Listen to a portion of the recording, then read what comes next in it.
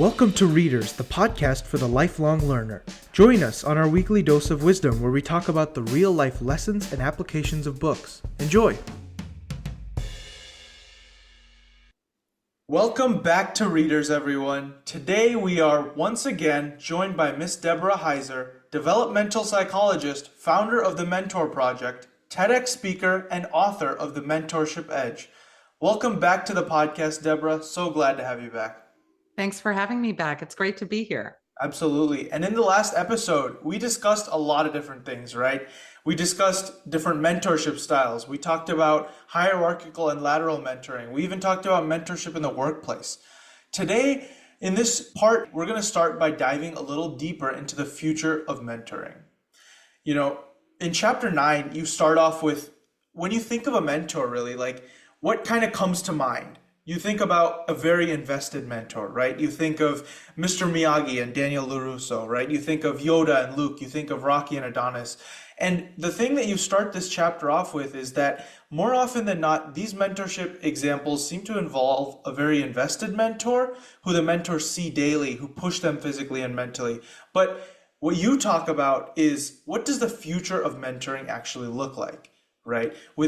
Today, with virtual services like Zoom, like Skype, we're able to meet people without seeing them in person. Today, we can share information through videos, meet new people online through virtual forums. So, my first question to you today is, do you believe that these technological advancements actually strengthen or weaken the future of mentorship? And if they strengthen it, how can someone like myself use them to my advantage? Well, we have something that's, modern mentoring, which we, because of technology, have so many new opportunities. So these new opportunities like podcasting and other things that get us connected virtually are amazing. It's I think of it like telehealth. Should we be happy we have it? Yes. Is it as good as going in person? No. But would you give it up? Probably not. So we're seeing a new change with so much going virtual, and mentorship is on that bandwagon with people getting connected with people around the world in new ways and receiving information and mentorship in new and different ways, like through podcasts, like in other online forums where people aren't necessarily meeting in person, but the mentee is feeling meaningfully connected with what is being provided by the mentor. So if a podcast listener is really connected with the podcast and they listen all the time and they get information and it helps them to grow, that is a modern form of mentorship. And should we get rid of that? No, we should grow that. We should expand upon that. We should let people know that this is a new way that we can get this available to us so that more students and others can access it around the world. Sure. I feel like one of the biggest new strengths in today's world, right, is the fact that we're able to not only connect with and be able to meet virtually like this, but we're able to even find mentors and people around the world who are doing things that we would want to do or look up to or, find fascinating, right? You look at a lot of these traditional examples, it happens to be people you just end up walking across, right? You bump into someone in the hallway who's just some sort of a master at something you really want to do, and that's how a lot of these things go. But today we can very intentionally go and seek out people who are doing very well in that certain field or career or anything really, and just write to them. You can send them an email, you can do anything. So I guess, talking to someone like myself as a college student, right, or someone who's in high school, or even someone who's in a career, someone who wants to get better and explore more and has found someone who they would love to look up to and would love to learn from, what would you say is a tool they could utilize to actually reach out to them and undergo a sort of a mentor-mentee process to where it's an actual intentional process that the two are going through? There's obviously cold emails, there's your LinkedIn messages and all these things, but what have you found to be a very effective mode of that kind of communication? It's really all about connection. So it's even like the way that you and I got connected. We were both on a similar platform, and that got us to be able to connect. And that was through an email. Hey, I'd like to meet. And there was a response. So connecting on platforms is a great way. You can go to a vetted platform that you know has a good reputation. But reaching out by email is usually the way that most people do it, or messaging, direct messaging within the app or the program. So if you are into blogging and you're on Substack, they have made it so easy to Mhm. connect with others through notes, through other channels. You can do this in your own company. You can do this at your own university. You can do this wherever you are. But it really does mean that you just have to reach out and connect in whatever way that platform or individual is putting out their expertise. Sure. I feel like one of the things you kind of also mentioned in this book is the fact that you can change yourself and how you approach people and certain situations.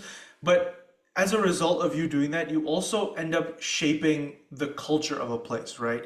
You Yeah. actually say, and I kind of want to move into chapter 10 here because you open with a really great paragraph that kind of builds on what you just said. You say, mentorship transcends individual interactions. It embodies an exchange of meaning, passion, and motivation. Mentorship takes expertise honed by one person and passes it on to another, often extending its impact. This dynamic process isn't just confined to personal growth, it permeates and shapes cultures as well. Whether in our communities, workplaces, families, or friendships, mentorship catalyzes change, propelling us towards new horizons and collective growth. And I feel like that's kind of a perfect way for you to put what mentorship truly is, even more than just a one person connection or a one person conversation that may have had. It's more than just a conversation or an exchange of knowledge. It is bouncing ideas and experiences and combining real knowledge that two people may have and increasing that for both the individuals. I mean, even if you're the mentor rather than the mentee, they always say, right, that the best way to learn is by teaching someone else. Um, Yeah. and kind of building on this, you mentioned that mentorship shapes a culture, and you also say that culture initiates motivation. So, can you expand a little bit on the relationship between the three and how to leverage each in order to empower the other? Well, this is something that is, most people think of mentorship as really a thing in a tunnel, like you just go and you get mentored. But it really does shape cultures. Think about it. Have you ever gone into a building, whether it's at your university, where you work, or anywhere, and you walk in and somebody lets the door slam right on you as you're walking in? You automatically enter feeling a certain way. Imagine yourself in walking down the hall and people smile at you or they say hi. That can change the way that you think or feel in an organization. And some do this really well. And it is mentoring when you're passing down how you behave in front of others, how you interact with people. You can go into an environment and people are opening the doors for each other. People are smiling at each other as they pass each other in the hall, saying hello. Those sort of things change the dynamic and culture of an entire workplace. It makes it friendlier. It makes it so that people want to actually interact with others. So the way that all of these work together is that if you think about mentorship, it isn't just something that ends with an interaction between another. It makes that person that is being mentored in some way do something that then impacts others. So if we're getting mentoring from the top, you can change how the entire culture of an institution works. I've seen this where I teach. I teach at a university and I've talked to the students and I've said, this is the friendliest university I've been to. I come in and people will hold the door. And if I'm not close, and it's not just me, it's others, they'll hold it. And, I rush to go make the door and I say, thank you. But that's not just one person, that's a culture that's there. And that makes a big difference when we're interacting and going places. So mentorship can really be a critical factor in making big change culturally in places.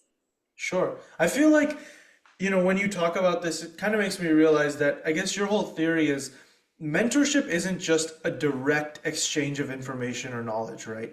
To some extent, it's also the small, discrete things that someone might do when having a conversation. The fact that, Yeah. they apologize when they do something, that might have caused a little Yes. bit of, harm to someone else, even if they don't have to, right? The fact that they would hold the door open for you, the fact that they would wave when you walk in the door, right? These small things that really do change the culture of a place. You look at certain cities and you feel like, oh, these people are just nicer here. And that's not just because, the air is sweeter or something, but because they've, whether that's by coincidence or by a conscious effort, they've created a certain culture in that area. And I guess all of that falls under the umbrella of mentorship.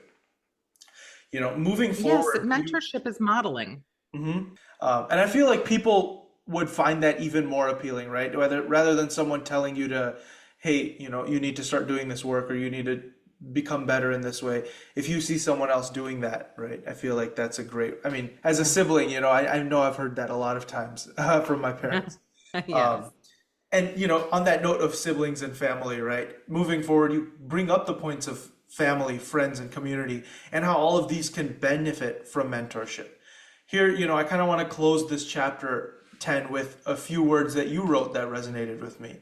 You said, mentorship has a profound impact on shaping cultures within various contexts, from professional environments to communities, family, and even friendships. It fosters learning, collaboration, and empowerment, creating a positive ripple effect that extends beyond individual relationships, which is kind of exactly what we just talked about. Yeah. So, by now, I'm sure most listeners here are probably curious about all the mentorship opportunities out there, right?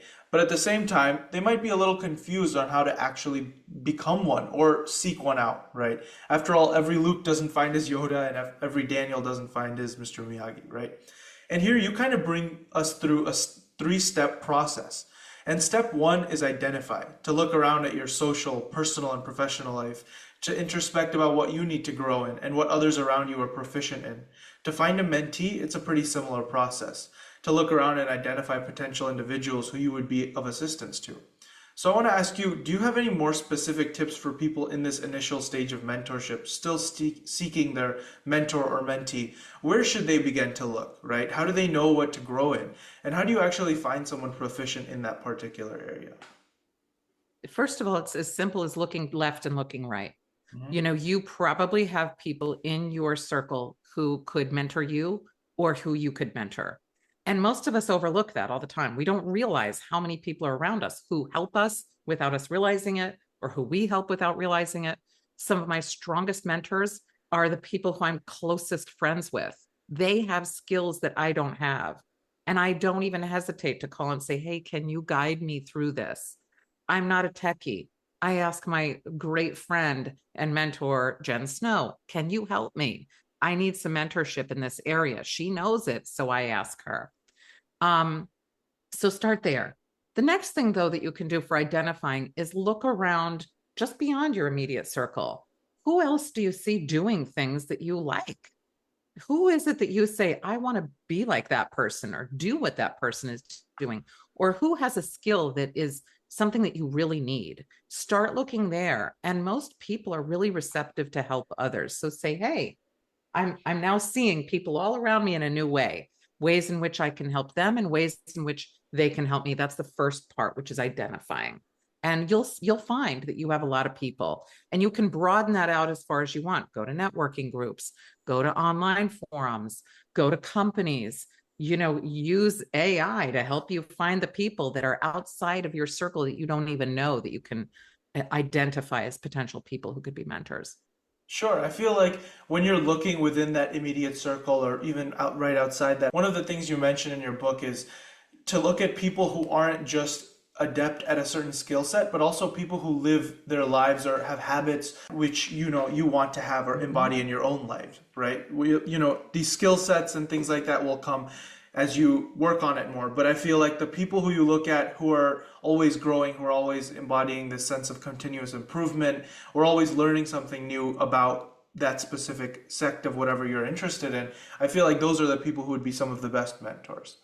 Yeah.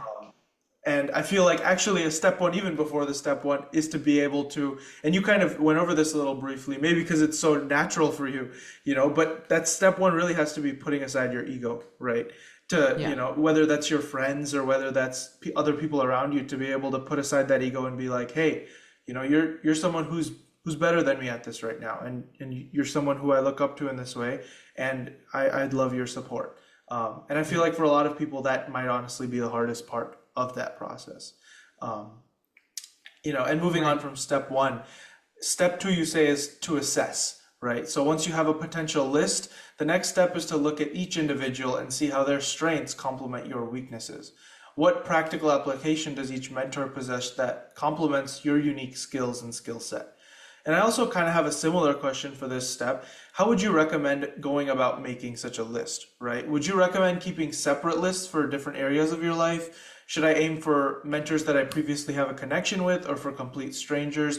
What would that tier list kind of look like? So what I like to tell people is that you should be always building your, contact list. We used to call it a Rolodex in the olden days when I was younger. Now it's a contact list. That's your LinkedIn. That's your, maybe it's just your contact list in that you keep in your emails. Start to make that grow because you don't know if that person is going to be someone who can help you down the road or if you're going to be able to help them down the road. So in the book, like I talk about Charlie Camarda, who was in space and needed to call upon somebody from his contact list.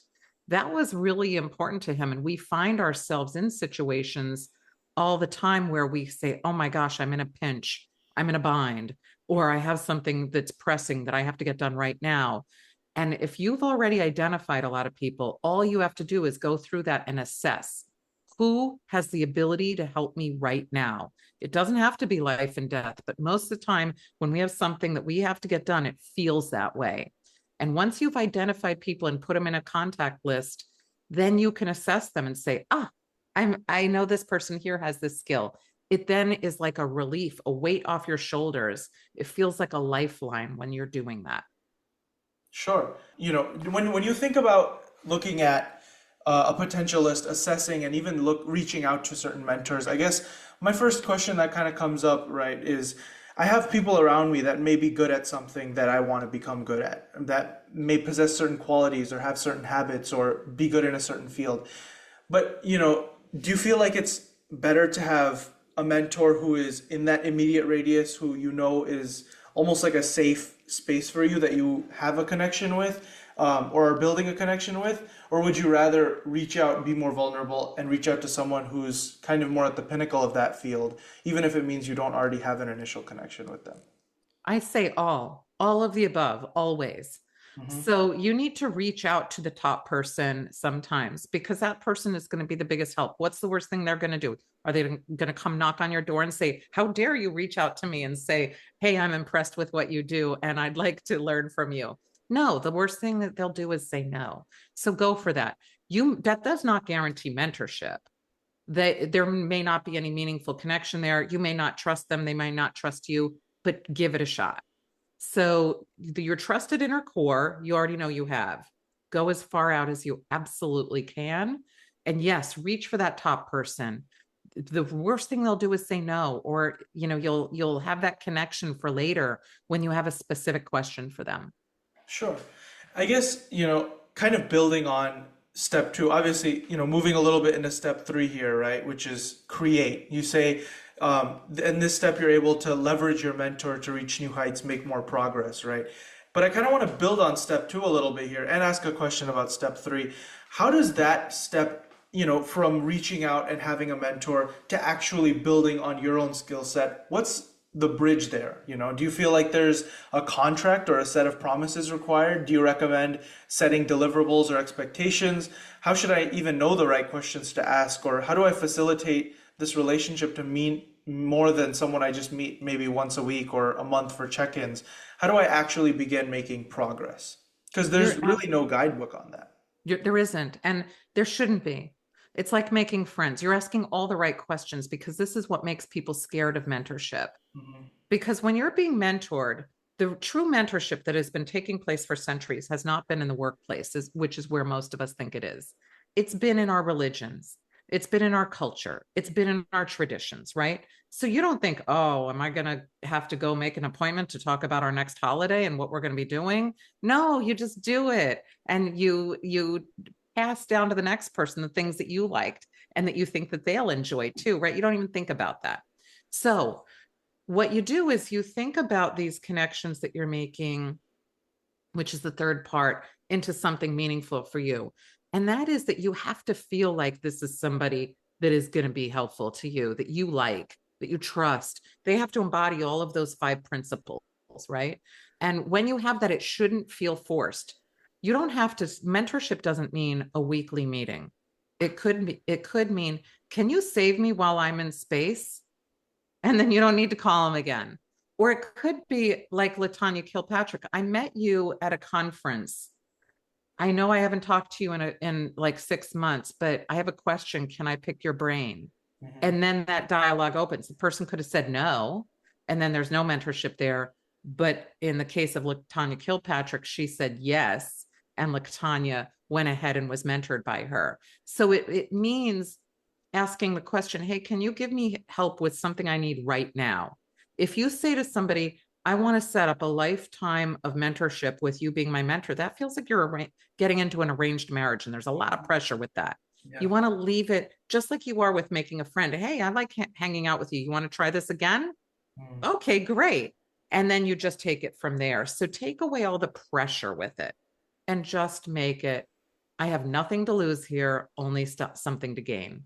So you would say actually that rather than making it more structured and actual very concrete things like deliverables or promises or contract or different things like that, regular meetings, you would actually say let that be as open and as kind of abstract as you want it to make it more than just more than like a teacher student type relationship and more of like a friend who just happens to know something you don't. So you can do that.